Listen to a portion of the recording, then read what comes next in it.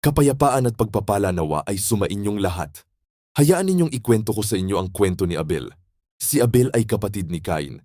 Siya ay isang taong mabuti, matuwid ang kalooban at tapat sa kanyang pananalig sa Diyos. Siya ay nagtatrabaho bilang pastol ng mga tupa. Isang araw, naghandog ang magkapatid ng kanilang iniaalay sa Diyos. Ang inihandog ni Abel ay ang pinakamabuti at pinakamagagandang tupa mula sa kanyang kawan.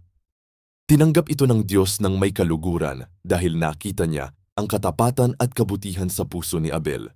Ngunit ikinagalit ito ng kanyang kapatid na si Cain at dahil sa matinding inggit at galit, ginawa niya ang masama kay Abel.